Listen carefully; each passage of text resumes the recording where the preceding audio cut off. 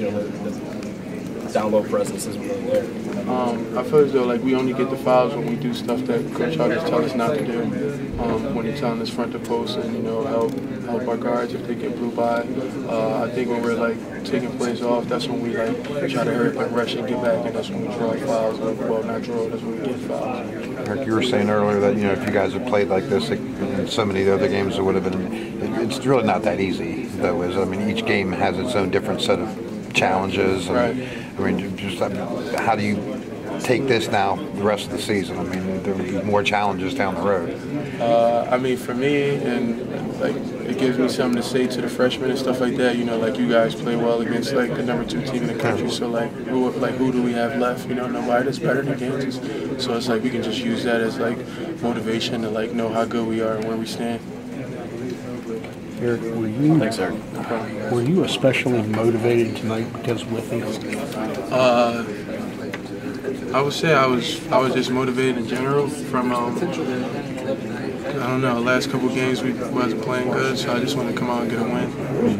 But still, I mean, if you've got any sense of pride about you, and there's a 7-footer who everybody calls an All-American coming into your house, and you're the guy who's supposed to outplay him. handle. I definitely wanted to outplay him.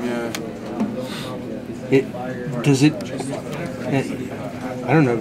Does it take that kind of motivation, maybe, a great team or a great player to get this team playing as well as it can? I say that had a big part on today's focus and goal to winning this game. They was out there shooting half-court shots and just like playing around, like not taking it serious. So we just felt like they was taking us for granted. We just wanted to come out and upset them. Do you need that kind of motivation playing against a guy like Withy? No, I just need motivation from my teammates and self-motivation, family, coach, stuff like that. Would that have to do with us going small, playing the 4-guard, kind of saying we can't do it with our big guys, got to use the small guys? Since then, Louisiana's playing too. Well, I think that was just from like us not doing what Coach asks. When you don't listen, he don't care how good you is. He'll lose with kids that going to listen instead of some hard-headed kids. And I think me sitting out is just motivating me not to get in any more trouble. Basically, do what I got to do so I can play. Aaric, you were talking about earlier about feeling settled. I mean, I think it's always been kind of presumed that you were going to play here 1 year and then so, I mean, do you feel like any kind of like clock ticking down? Do you feel like perhaps kind of a weird question, but well, actually, I was thinking about that question. Well, not even that question, but I was thinking about something related to that yesterday, and I'm definitely not. I don't want to leave like this, so I'm not leaving like this. What was the difference in the defense on Withy in the first half versus second half? I think he had 13 at half and only 2 after that.